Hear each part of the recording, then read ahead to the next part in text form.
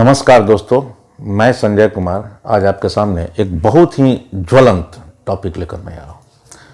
और मेरा टॉपिक है आज का कि भारतीय समाज और नेहरू गांधी परिवार का आधा सच। आधा सच हम सबको जनरली मालूम ही है।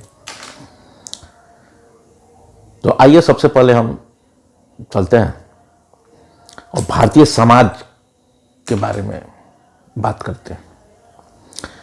भारतीय समाज का आधा सच तो आप जानते हैं, इसलिए उस पर मैं ज़्यादा नहीं अपना ध्यान केंद्रित करूंगा। ये आधा सच है कि भारत विश्व गुरु रहा है।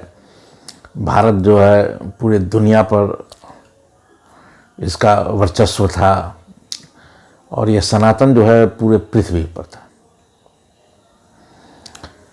ये इसका आधा सच है जो बातें की जाती हैं। लेकिन इसका जो एक दूसरा आधा सच है जो कि अंग्रेजों द्वारा कहा गया था कि भारतीय समाज जो है, भारतीय समाज का यहाँ जो मतलब है, जो तात्पर्य है, यहाँ मैं आपको बता दूं कि जो हिंदू हैं, जो सनातन हैं, उन्हीं पर मैं केंद्रित करके अपनी बातें रख रहा हूँ। भारतीय समाज का मतलब सनातन, हिंदू या वैदिक सभ्यता और जो संस्कृति है, उसी से मेरा तात्पर्य है। तो अब यहां हम देखते हैं क्या कि अंग्रेज जो थे वो कहते थे कि भारतीय जो है ये जाहिल हैं, गंवार हैं और इनको ज्ञान से कोई मतलब नहीं। ठीक है, मैं आपको बता रहा हूं कि यह एक बहुत बड़ी सच्चाई है। यह भारतीय समाज का एक सच है। अब कैसे, वो मैं आपको अभी बता रहा हूं। कि अब आप देखिए कि जो हम भारतीय समाज, भारतीय सभ्यता, वैदिक सभ्यता, इसकी जो मूल बातें हैं और जिसका डंका पूरे विश्व में बजता है, वो कहाँ है? वो वेद में है, वेदांत में है, उपनिषद में है। ठीक है, तो आप यहां देखेंगे कि आज के डेट में हमारे समाज में क्या है, जो हिंदू या सनातन या वैदिक जो आप माने, जो हमारी सभ्यता है, धर्म है, संस्कृति, इसमें वेदांत अर्थात उपनिषद यह सर्वश्रेष्ठ है, शिखर पर है। और इसी के द्वारा, और इसमें कोई शक नहीं है, इसमें कोई शक नहीं है, क्योंकि मैंने इसका अध्ययन किया है, इसलिए मैं पूरी ताकत के साथ और पूरी फर्मनेस के साथ मैं अपनी बात को रख रहा हूं। मैं कोई ऐसा नहीं है कि हाँ कि मैं सुनी सुनाई बातों को कह रहा हूं। मेरा आगे भी प्लान है कि जो उपनिषद है, 108 उपनिषद, इस सभी पर मैं अपना एक सीरीज बनाऊं और आप लोग के सामने रखूं। आप लोग की इच्छा होगी तो मैं वो भी करूंगा। तो जो उपनिषद है वो पूरे दुनिया में जितना भी वैज्ञानिक रिसर्च हो रहा है, चाहे जिस क्षेत्र में है, चाहे वो अंतरिक्ष के क्षेत्र में हो या मानव इंसान के रूप में हो या आयुध जो है डिफेंस सेक्टर में है, किसी भी सेक्टर में जो भी रिसर्च हो रहा है, वो सारी चीजें उपनिषद में अर्थात वेदांत में वर्णित है। उपनिषद को वेदांत भी कहा जाता है। वेदांत का मतलब क्या हुआ? जो वेद के अंत में, यानी वेद जो शुरुआती वेद में जो बातें कही गई हैं, उसमें बहुत सी ऐसी बातें आपको मिलेंगी कि हाँ कि जो कर्म कांड वगैरह के या प्रकृति पूजा ये सबसे संबंधित है। लेकिन जो उसमें कुछ गूढ़ बातें कही गई है, उसी के आधार पर बहुत सारे उपनिषद रचे गए हैं और उपनिषदों में उन्हीं कुछ ज्ञान के चंद सूत्रों को पूरी तरह से व्याख्या करके और उसको समझाया गया हुआ है। तो इसलिए उसको वेदांत कहा जाता है, यानी कि वेद का अंत, यानी ज्ञान का अंत। उसके आगे आप उपनिषद पढ़ लिए तो उसके बाद आपको आगे दुनिया को कुछ जानने के लिए आपके पास बचेगा नहीं कि हाँ कि दुनिया क्या है, किस प्रकार से क्या है। ठीक है, इतनी गहरी ज्ञान है। और इसकी मान्यता जो है पूरे विश्व में, दुनिया के जितने भी जो वैज्ञानिक हों या बहुत बड़े ज्ञानी हों, उन सभी ने उपनिषदों की महिमा को स्वीकार कर लिया है। अब इसमें कोई दो मत, दो राय नहीं है। उपनिषद का ही पार्ट है आपका गीता। तो आप यहां हम देखेंगे कि हमारे समाज में आज के समय में क्या है कि आप कितने लोगों को जानते हैं कि जो उपनिषद के बारे में जानते हैं। मुझे लगता है कि जैसे कि जो भी हिंदू हैं उसमें 90% से अधिक तो उपनिषद का मतलब ही नहीं जानते हैं कि उपनिषद क्या है क्या नहीं, कुछ सुने ही नहीं है, उसको मतलब ही नहीं है। ठीक है। और उसके बाद कुछ सुने हैं तो वो ये नहीं बता सकते हैं कि कौन कौन उपनिषद है। अगर कुछ एक आध दो उपनिषद का नाम भी अगर इधर उधर से सुन लिए होंगे तो वो ये नहीं बता सकते हैं कि उपनिषद के जो ऋषि हैं उनका दो चार नाम बता दें।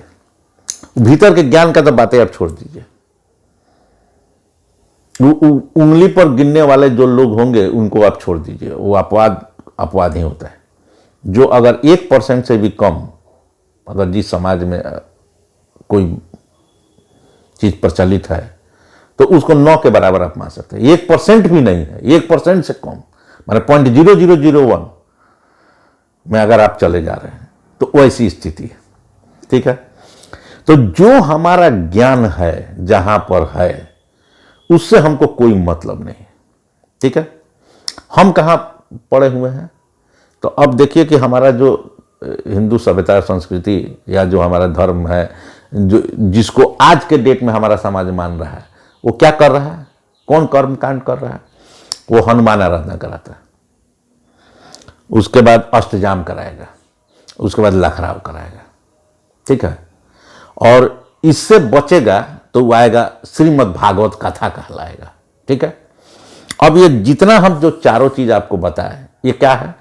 इसमें कथा है, कहानी है, नहीं तो म्यूजिक है, संगीत है। ठीक है। यानी कि मनोरंजन, माने धर्म ना होके ये मनोरंजन का साधन है कि कीर्तन गा रहे हैं हरे राम हरे कृष्णा और उसी में फिल्मी धुन पर अपना बजा रहे हैं, चल रहे हैं। ठीक है। और जाम कर रहे हैं, वही धंधा है। लखराव कर रहे हैं, जो मूल बातें हैं उससे कोई मतलब नहीं है, जो कर्म कांड है उसी को आप अपना किए जा रहे हैं। तो भागवत कथा है, भागवत कथा जैसे कथे है, और कथा के रूप में कथा भी जो बोला जाता है तो वो भी कथा इस प्रकार से बांचा जाता है जिससे लोगों को मनोरंजक लगे और उसको गा के अब पूरा एकदम म्यूजिक सिस्टम जो एकदम जितना अच्छा कथावाचक है उसका म्यूजिक सिस्टम उतना बढ़िया है। भाई ज्ञान में म्यूजिक सिस्टम का क्या जरूरत है भाई? तो ज्ञान से तो कोई मतलब नहीं है। ये ज्ञान धर्म को क्या कहते हैं? मनोरंजन का एक साधन समझ लिया गया, जो कथा कहानी और नाच गान इसी से संबंधित उसको जोड़ दिया गया। तो अब आप बताइए कि अगर अंग्रेज ये कहते हैं कि ये जाहिल है, गंवार है, अज्ञान से इनको कोई मतलब नहीं है, तो गलत कह रहे हैं कि सही कह रहे हैं? बताइए। आपका जहां ज्ञान है उससे आपको कोई मतलब ही नहीं है। यहां तक कि आपको जो रामायण और महाभारत भी है तो वो भी आप सुन रहे हैं दूसरे के माध्यम से। और आज के समय में आप देखें कि तो ये टीवी पर जो सीरियल चलता था उसी को आप देख के जितना जानते हैं उतना ही आप रामायण जान रहे हैं, उतना ही आप महाभारत जान रहे हैं। आप आपने अपने से अध्ययन करके और उसका कोई निचोड़ आपके पास नहीं है कि आपने क्या समझा, आपने महाभारत और रामायण को पढ़ा, उससे आपको क्या मिला। ये अगर आपसे पूछा जाएगा तो आप नहीं जवाब दे सकते, क्योंकि आपने पढ़ा ही नहीं। मतलब हमारा समाज, भारतीय समाज, तो ये भारतीय समाज और उसको हम फॉलो भी कर रहे हैं, माने हम हिंदू हैं भी, हैं। और न हिंदू का जो मूल ग्रंथ है और जो हाईएस्ट नॉलेज है उससे हमको कोई मतलब नहीं है। ठीक है। और ये काम हम कर रहे हैं, तो ये बात तो एकदम सत्य निकल गया। जो मान लीजिए आधा ही सत्य है तो आधा सत्य तो है, 50% तो ये बात सत्य है, इसमें तो कोई शक की बात नहीं। मान लीजिए कि 50% सत्य है, ये भी मान लिया कि हाँ कि भारत विश्व गुरु था, तो ठीक है, मान लिया विश्व गुरु था, लेकिन ये भी सत्य है, ये भी आधा सत्य इसी में है। अब भारतीय समाज का एक दूसरा आपको हम सत्य बता रहे हैं कि हमारा समाज जो है सबसे ज्यादा स्वार्थी, मतलबी और हाइपोक्रेट है। अब हाइपोक्रेट शब्द पहले हम बोल दिए हैं, नहीं तो इसका जो हिंदी शब्द है ना, वो अगर हम बोलेंगे तो हमारे बहुत से ऐसे मित्र हैं जिनको थोड़ा सा बुरा लग जाएगा। हाइपोक्रेट का मतलब हिंदी होता है, उसका सही एग्जैक्ट हिंदी है दोगला। और दोगला का मतलब यह नहीं है कि हाँ कि जिसका बाप जो है, जो वास्तविक बाप है, जो उसके साथ रहता है वो नहीं, जबकि उसके बायोलॉजिकल फादर कोई दूसरा है। अगर ऐसी परिस्थिति होती है तो उस समय उस लड़के को भी दोगला कहा जाता है। तो हमारे यहाँ क्या है कि दोगला शब्द को सिर्फ उसी अर्थ में लिया जाता है, जबकि ऐसा कोई मतलब है नहीं। दोगला एक ऐसा शब्द है जिसका उपयोग हम इस अर्थ में लगाते हैं और लगाना चाहिए कि आप बोलते कुछ हैं, कहते कुछ हैं और करते कुछ हैं, यानी कि आपकी कथनी और करनी में अंतर है। अगर इस तरह का कोई भी व्यक्ति है, अगर ऐसा कार्य कर रहा है जिसका दोहरा चरित्र है, एक दिखाने के लिए और एक उसको इंप्लीमेंट करने के लिए, तो उसको हम दोगला कहते हैं, ठीक है। लेकिन यहां दोगला को हम लोग एक ही अर्थ जानते हैं कि हाँ कि जिसका बायोलॉजिकल फादर और रियल फादर जो है वो अलग अलग है, तो उसी को हम लोग मान लेते हैं कि ये दोगला है। और दोगला अगर किसी को बोल दिया जाएगा तो वो समझेगा गाली आप तो झगड़ा कर लेगा, मारपीट कर लेगा। लेकिन दोगला का ये मतलब ही नहीं है। यही कहा जाता है कि जाहिल है, गंवार है। भारतीय समाज पूरी तरह से जाहिल और गंवार है कि अगर किसी को दोगला कह दीजिए तो वो सब कहेगा कि गाली है, जबकि एकदम ये सीधा शब्द है। हाइपोक्रेट का यह एकदम एग्जैक्ट मतलब अनुवाद है, इससे बढ़िया अनुवाद कोई दूसरा हो नहीं सकता है। हाइपोक्रेसी मतलब दोगलापन, दोहरापन, तो यही उसका एग्जैक्ट है। तो चलिए, अगर हाइपोक्रेट की जगह अगर हम दोगला बोल रहे हैं तो आप इसको बुरा नहीं मानेंगे, क्योंकि मैंने इसका विस्तार से आपको समझा दिया। तो भारतीय समाज जो है पूरी तरह से स्वार्थी है, मतलबी है और हाइपोक्रेट यानी दोगला है।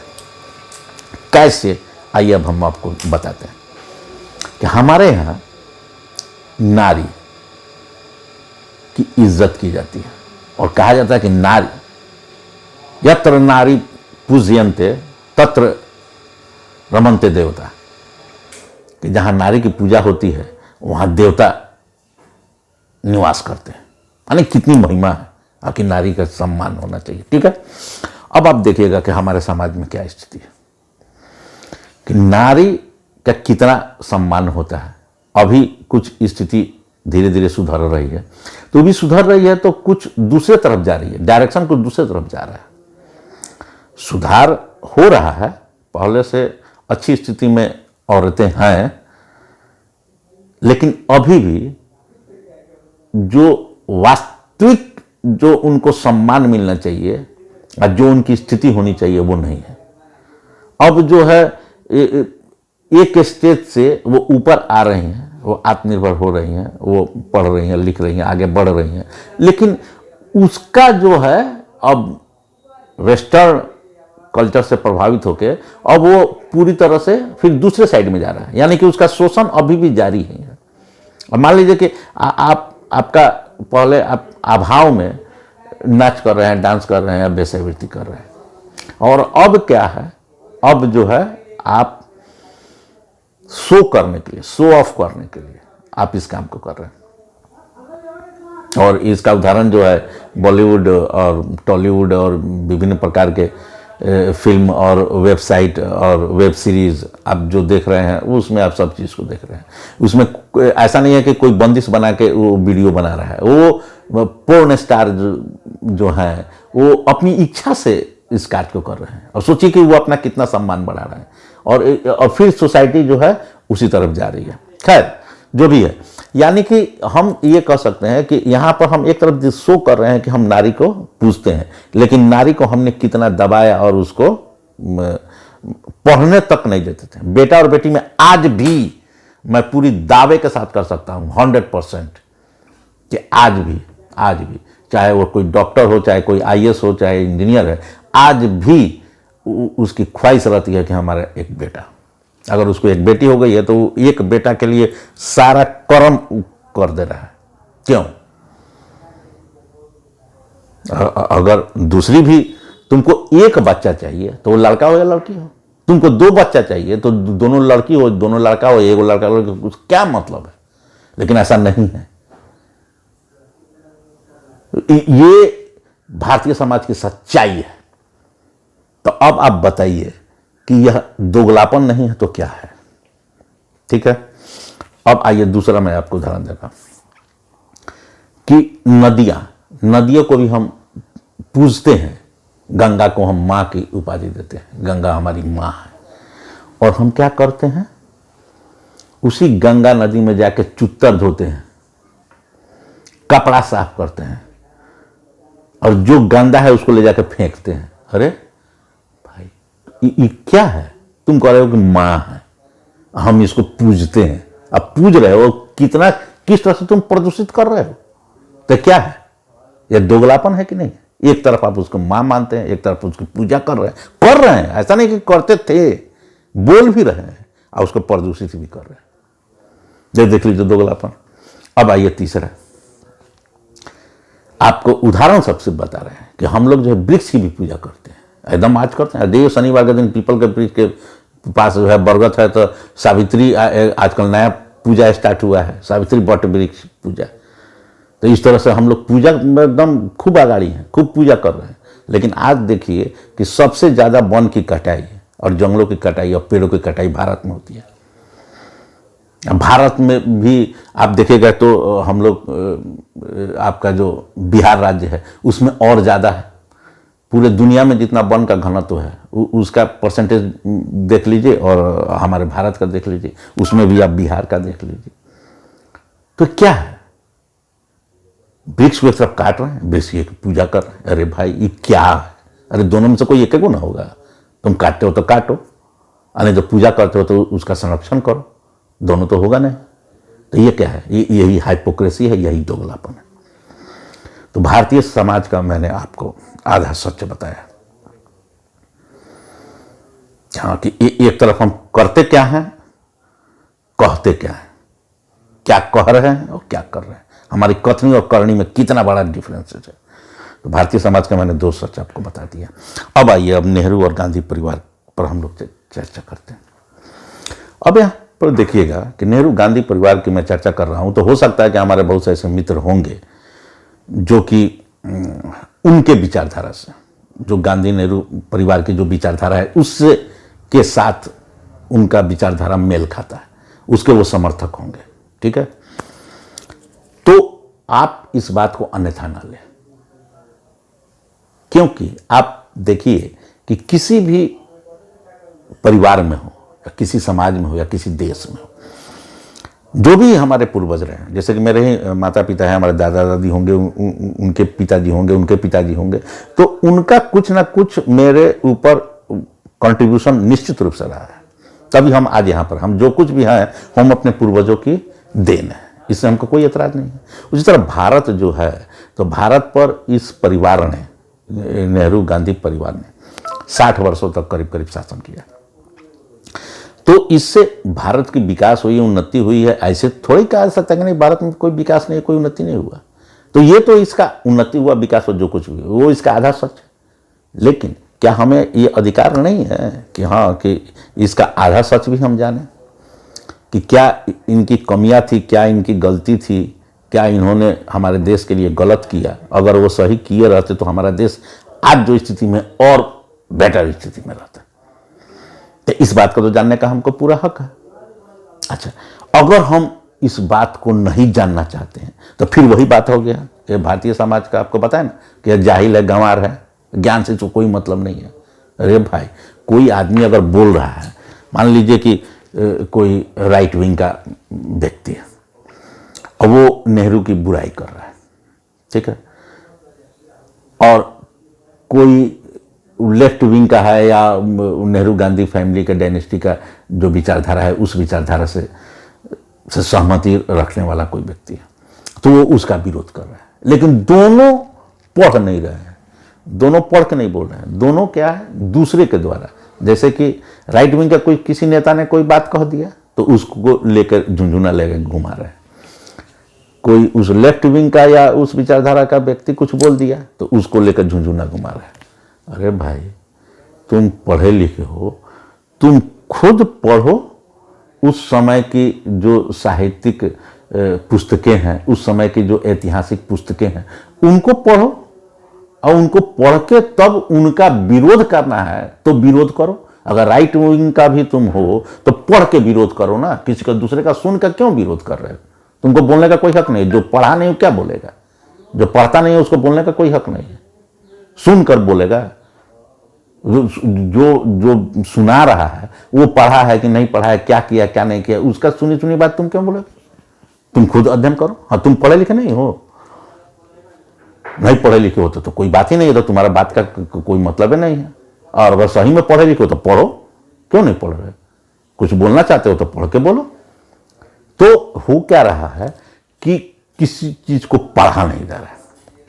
मैं इस संबंध में आधा सच जो बताने जा रहा हूं, तो नेहरू गांधी फैमिली का वो आधा सच सिर्फ रेफरेंस दे रहा हूं कि आप इसको पढ़ें और पढ़कर और तब आप इस कंक्लूजन पर पहुंचिए क्या है।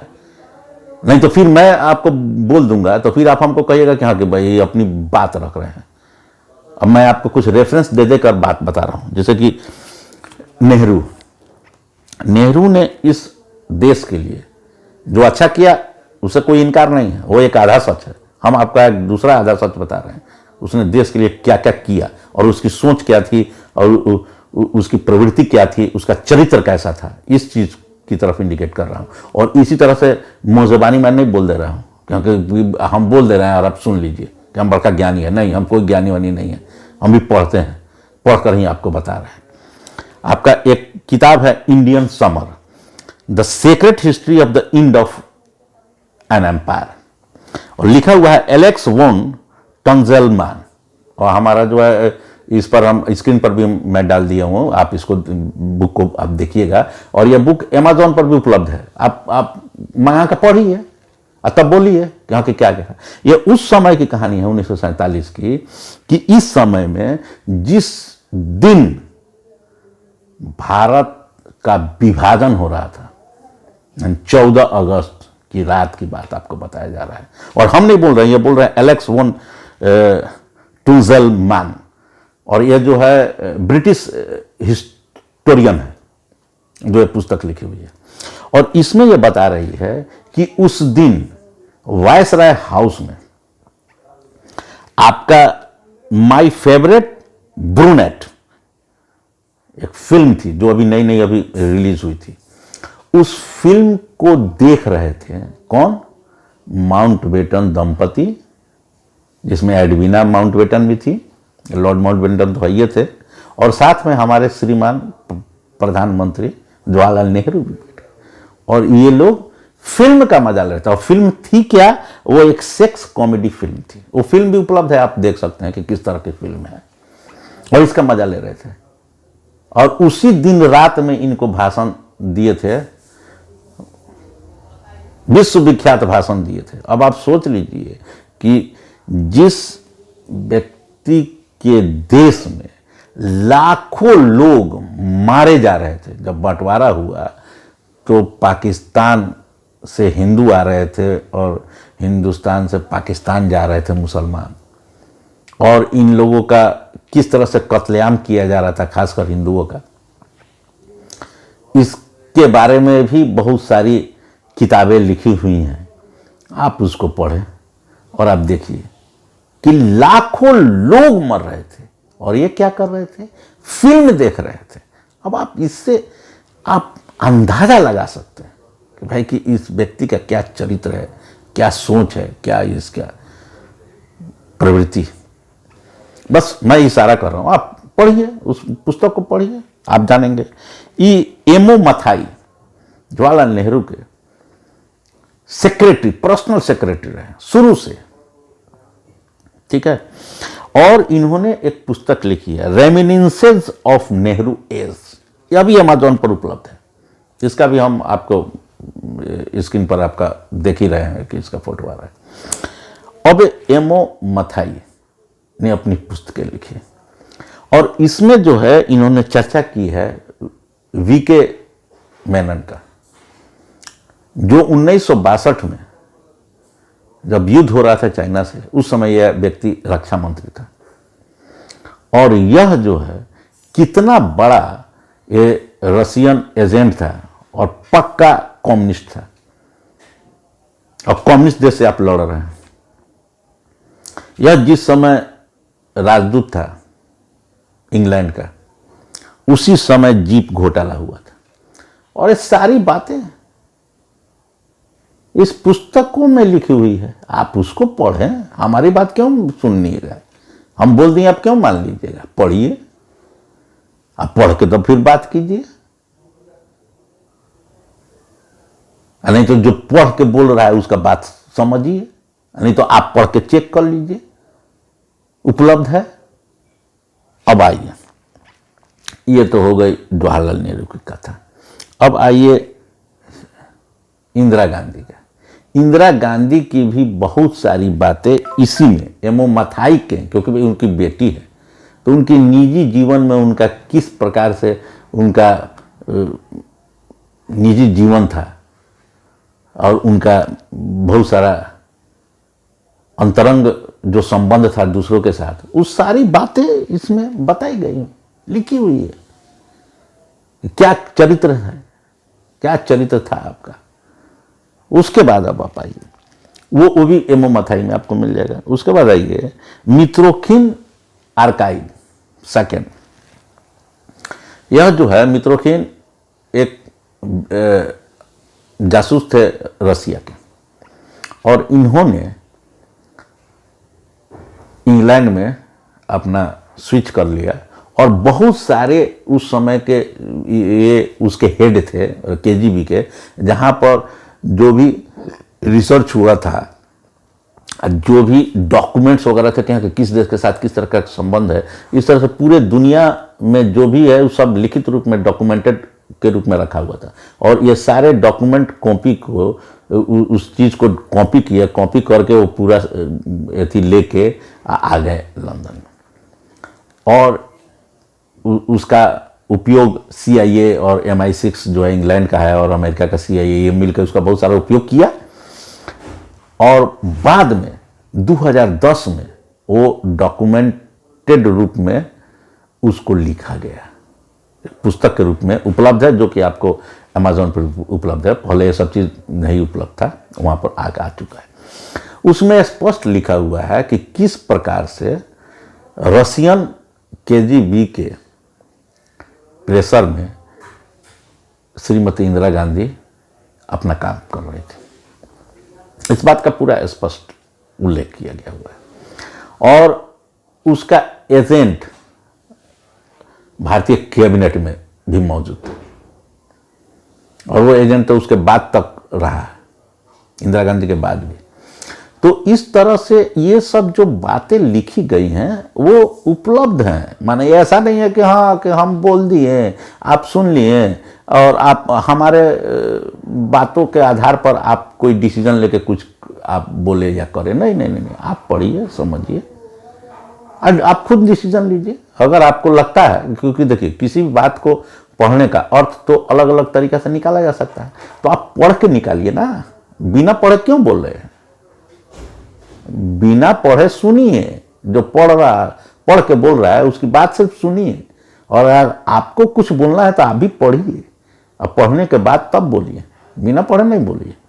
लेकिन हमारे यहाँ क्या है, वही जाहिलगिरी है, न पढ़ना है न लिखना है, न ज्ञान से कोई मतलब है, बस भावना के आधार पर बस हो गया, कुछ बोल दिए ना ना वो कैसे हो सकता है, बस हो गया, उसी पर चल दिए कि इतना अच्छा काम किया। अरे ठीक है, कोई आदमी अगर अच्छा काम किया तो गलत नहीं कर सकता है। आप बताइए कि कोई अगर अच्छा काम किया तो गलत नहीं कर सकता है? गलत भी कर सकता है, अच्छा भी कर सकता है।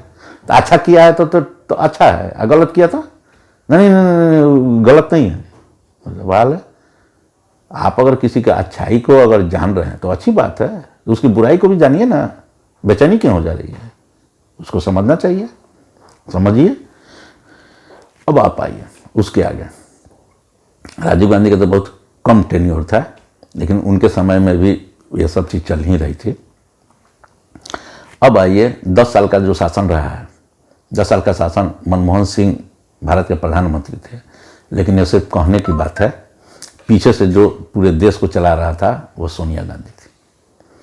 और सोनिया गांधी असल में क्या है और राहुल गांधी क्या है, इसका बहुत बड़ा सच अभी आप देख रहे होइएगा। बांग्लादेश के एक पत्रकार हैं सलाहुद्दीन शोएब चौधरी, जो ब्लिट्स एक अंग्रेजी अखबार है, न्यूज़पेपर है, उसके इन्वेस्टिगेटिंग एडिटर है, खोजी पत्रकार है, संपादक। और ये जो है पूरी तरह से ओपनली रिसर्च करके और डायरेक्ट आपसे सवाल किया जा रहा है, जिन पर आरोप लगाया, जैसे सोनिया गांधी, राहुल गांधी, डायरेक्ट कि आप इसका जवाब दीजिए। जो मैं कह रहा हूं वो गलत है या सही है, और अगर आप मुझसे सवाल कीजिएगा तो मैं इसका और जवाब दूंगा, मैं साबूत दूंगा कि हाँ कि कहाँ से हमको ये सब जानकारी मिली है। इस आधार पर ये बोल रहे हैं। इसके अलावा ये तो अभी बोल रहे हैं, जिस पर भी मैं आ रहा हूँ, इनका भी आप फोटो आप देख रहे होइएगा। इसके अलावे क्या है, एक किताब द रेड साड़ी, यह लिखे हुए हैं जेवियर मोरो, एक स्पेनिश राइटर है। इन्होंने सोनिया गांधी का पूरा जीवनी को लिखा, स्पेनिश राइटर।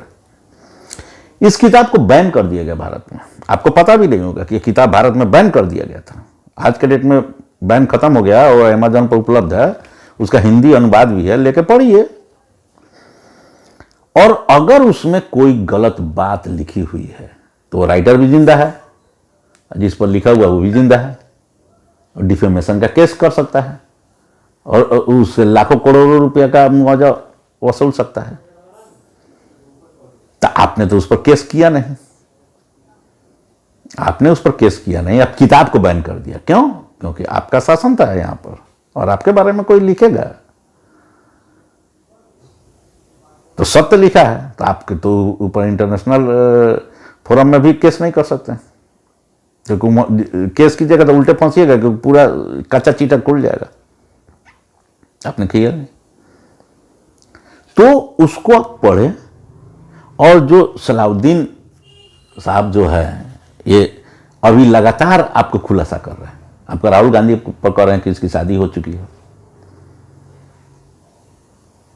और स्पेनिश लड़की जो है कंबोडियन है, लेकिन वो स्पेनिश ही है, लैंग्वेज उसका स्पेनिश है।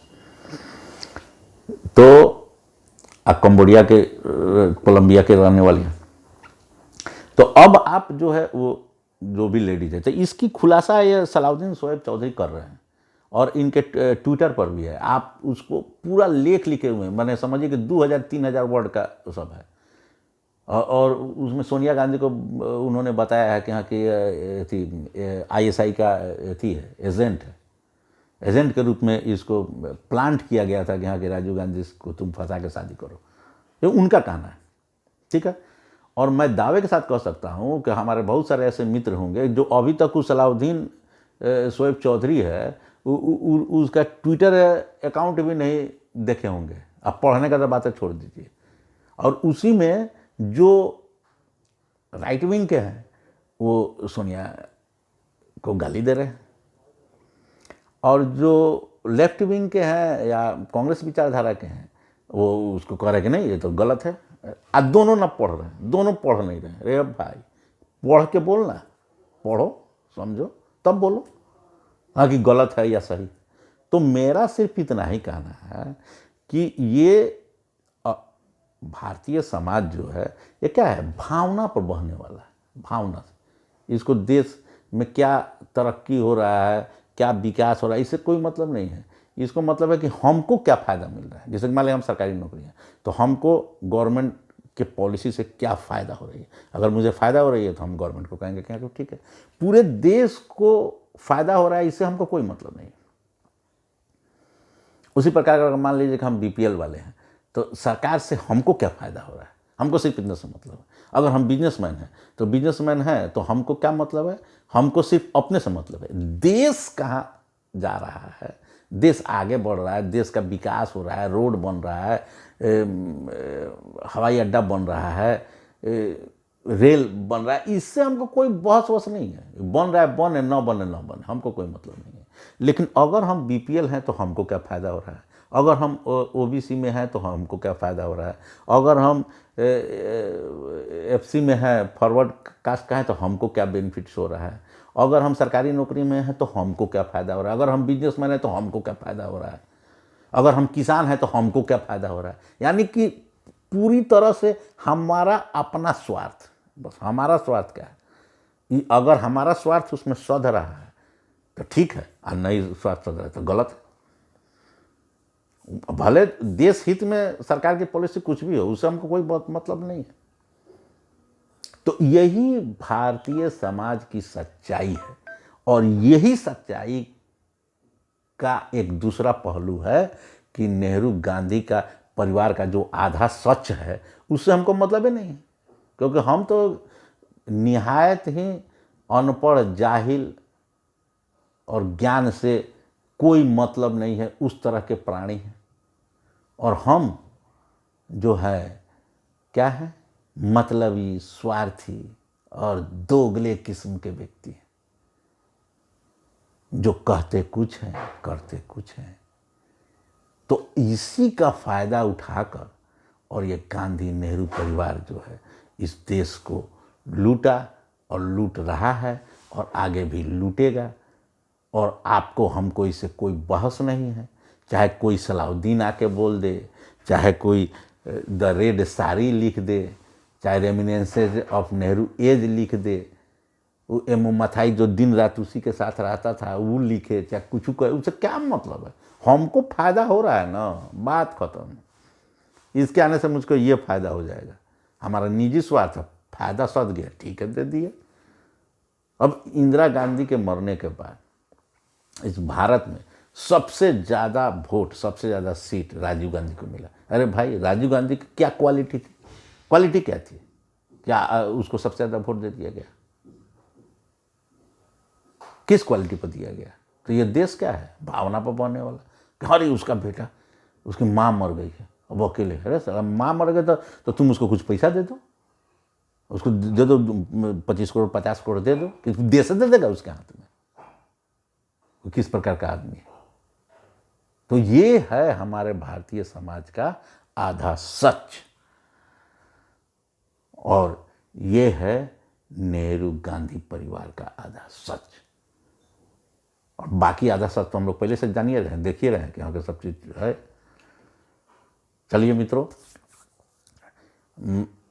मुझे जो अच्छा लगा, जो मेरे मन में विचार आ रहे थे, जो मैंने पढ़ा और उससे सोचा कि भाई कि आपको भी शेयर करूं, ताकि लोग कम से कम जागरूक हो कि हाँ, कि अगर सही में अपने ज्ञान के प्रति आप थोड़ी भी श्रद्धा रखते हैं तो थोड़ा सा उपनिषद का अध्ययन कीजिए। कोई एको गो उपनिषद लेकर थोड़ा सा पढ़िए ना। अगर दूसरे की आलोचना ही करना है तो द रेडे साड़ी लेकर पढ़िए ना। चाहे वो सलाउद्दीन साहब का जो है ट्विटर पर जो पूरा लिखे हुए हैं, चाहे उनका अखबार है, उसको सर्च कर लीजिए गूगल पर, उसी को थोड़ा सा पढ़िए ना कि उन्होंने क्या क्या लिखा है। तो आपको कुछ जानकारी मिलेगा कि हाँ, कि भाई कि उसके आधार पर आप किसी को कुछ बोल सकते हैं, उन्होंने क्या कहा है, उसके पीछे क्या है, कुछ हकीकत लग रहा है कि नहीं लग रहा है।